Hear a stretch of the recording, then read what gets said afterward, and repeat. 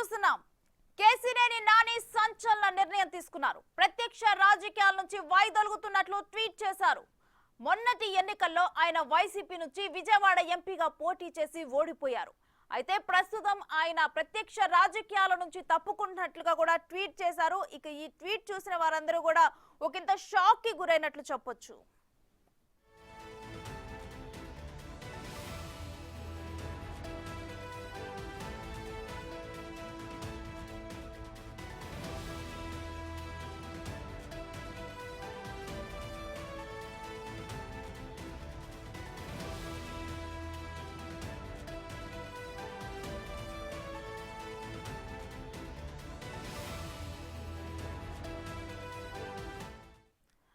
ప్రత్యక్ష రాజకీయాల నుంచి తప్పుకుంటున్నట్లు కేసీనేని నాని ట్వీట్ చేశారు. అయితే ఆయన వైసీపీ నుంచి పోటీ చేసి కూడా ఓటమి పాలయ్యారు. అయితే ప్రస్తుతం ఇక ప్రత్యక్ష రాజకీయాల నుంచి తప్పుకుంటున్నారు అని చెప్పి కూడా కేసీనేని నాని ట్వీట్ చేశారు. మరోవైపు చూసుకుంటే ఈ ఎలక్షన్స్ ముందర జరిగిన పరిణామాలను చూసాము. కేసీనేని నాని టీడీపీ నుంచి వైసీపీకి రావటము, అదేవిధంగా టీడీపీ వాళ్ళు కేసీనేని నానిని వైసీపీ కోవర్ట్ అని అనటము, ఇటువంటి రాజకీయాలు చూసాము. తర్వాత ఆయన వైసీపీ నుంచి ఎంపీగా పోటీ చేశారు. అయితే ఖచ్చితంగా ఆయన గెలుస్తాను అని చెప్పడం జరిగింది. ఆ తర్వాత ఎలక్షన్ రిజల్ట్ తర్వాత ఆయన ఓడిపోవటం జరిగింది. కేసీనేని చిన్ని గెలవటం జరిగింది. ఇక వీటన్నిటి తర్వాత కూడా ఇప్పుడు ఆయన ఎంపీగా ప్రత్యక్ష రాజకీయాల నుంచి తప్పుకుంటున్నారు అని చెప్పి కూడా ఒక ట్వీట్ చేశారు. ఆ ట్వీట్ ని మనం బిగ్ టీవీ స్క్రీన్ మీద చూస్తున్నాము. అంటే ఇక నుంచి కేసీనేని నాని ప్రత్యక్ష రాజకీయాల్లో ఉండటం అనేది జరగదు. దానికి సంబంధించిన ట్వీట్ ని బిగ్ టీవీ స్క్రీన్ మీద చూస్తున్నాం.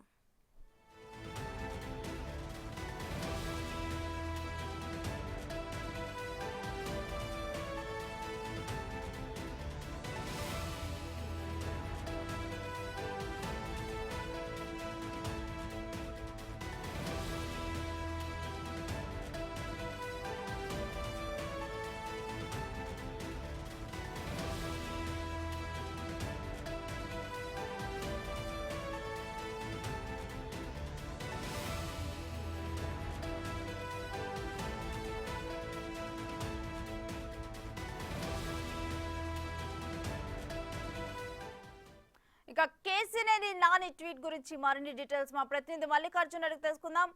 మల్లికార్జున్, కేసీనేని నాని ట్వీట్ చూసిన తర్వాత కూడా అందరూ షాక్ కి గురైన పరిణామం ఒకటి చోటు చేసుకుంది. అసలు డీటెయిల్స్ ఏంటి ఈ ట్వీట్ మీద?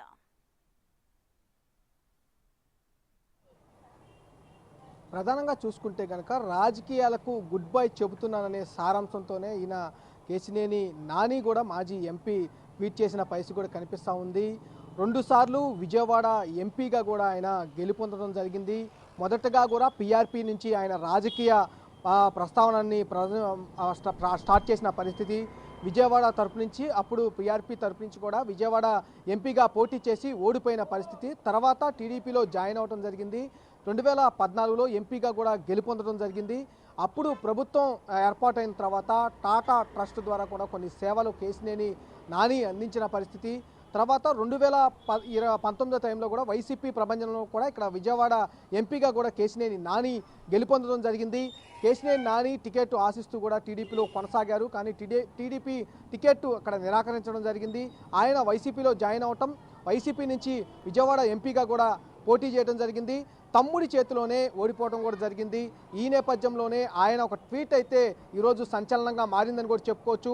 ప్రధానంగా మనం ఈ ట్వీట్స్ కనుక ఒకసారి చూసుకుంటే కనుక జాగ్రత్తగా ఆలోచించిన తర్వాత నేను రాజకీయాలకు దూరంగా ఉండాలని నిర్ణయించుకున్నానంటూ కూడా ఆయన ట్వీట్ స్టార్టింగ్లో కూడా స్టార్ట్ చేయడం జరిగింది. నా రాజకీయ ప్రయాణాన్ని ముగించున్నానంటూ కూడా ఆయన ట్వీట్ చేయడం జరిగింది. 2 పర్యాయాలు పార్లమెంటుగా సభ్యునిగా విజయవాడ ప్రజలకు సేవ చేయడం అపురూపమైన గౌరవం దక్కిందంటూ కూడా ఆయన వెల్లడించడం, అలాగే విజయవాడ ప్రజల స్థైర్యం మరియు దృఢ సంకల్పం నాకు స్ఫూర్తినిచ్చాయంటూ కూడా ఆయన వ్యాఖ్యానించడం జరిగింది. దాంతో పాటుగా ఏదైతే వారి తిరుగులేని మద్దతు అంటే విజయవాడ పార్లమెంటు ప్రజల తిరుగులేని మద్దతు నేను ప్రగాఢ కృతజ్ఞతలు తెలుపుతున్నానంటూ కూడా ఆయన ట్వీట్ చేశారు.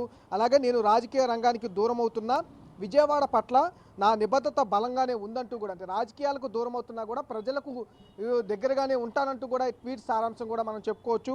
దాంతోపాటు విజయవాడ అభివృద్ధికి నేను చేయగలిగిన విధంగా మద్దతు ఇస్తూనే ఉంటానంటూ కూడా ఆయన వెల్లడించారు. అంటే ఆయన రాజకీయ వారసురాలుగా ఇప్పటికే శ్వేతను ఆయన ప్రకటించడం జరిగింది.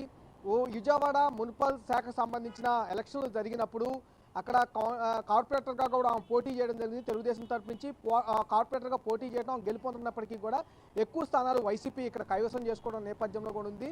వైసీపీ ఇక్కడ మేయర్గా కూడా కొనసాగుతూ ఉన్న నేపథ్యంలోనే ఆమె రాజకీయ వారసురాలుగా కూడా కేశినేని నాని వారసురాలు కూడా ఆమె ముందుకు రావడం జరిగింది. అయితే మనం ఈ ట్వీట్ సారాంశం చూసుకుంటే ఆయనకు రాజకీయాల నుంచి దూరం అయినప్పటికీ కూతురు శ్వేతతో కూడా రాజకీయం కొనసాగించే అవకాశం కూడా కనపడుతుందని కూడా చెప్పుకోవచ్చు.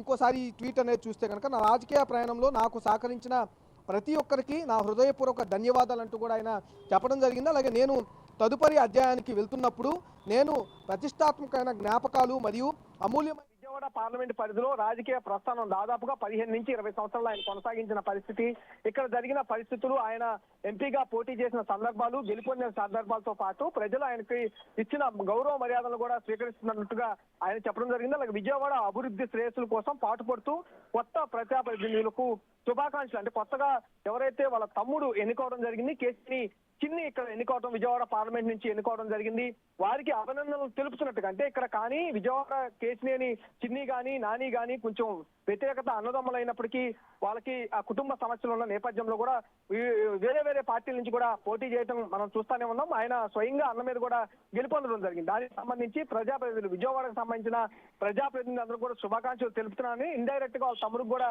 శుభాకాంక్షలు చెప్పిన పరిస్థితి కూడా కనిపిస్తా ఉంది. అలాగే విజయవాడ ప్రజలకు దేవులతో పాటు సేవ చేసే అపురూపమైన అవకాశం కల్పించినందుకు మరోసారి వారి కృతజ్ఞతలు అంటూ కూడా ఆయన ట్వీట్ సారాంశం అయితే ముగించిన పరిస్థితి కనిపిస్తా ఉంది. అంటే మల్లికార్జున్, ఎప్పుడూ కూడా రాజకీయాల్లో గెలుపోటములు అనేవి సహజం. అయితే కేసినేని చిన్ని చేతిలో ఓడిపోవటం వల్ల, తన తమ్ముడు చేతిలోనే ఓడిపోవటం వల్ల ఇప్పుడు ఇలా రాజకీయాలకు దూరంగా వెళ్తున్నాను, ప్రత్యక్ష రాజకీయాలకు దూరంగా ఉంటున్నాను అని చెప్పి ట్వీట్ చేయడం జరిగింది అనుకోవచ్చా? అదే కారణంగా చూడొచ్చా? ఎందుకంటే టీడీపీలో తనకి గౌరవ స్థానం, అంటే 2 సార్లు ఎంపీగా గెలుపొందడం జరిగింది. తన కుమార్తె రాజకీయ విషయంలో కూడా టీడీపీ ఆచితూచి అడుగులే సందర్భాలు కూడా ఉన్నాయి. విజయవాడ మేయర్ గా కూడా అవకాశం కల్పిస్తామని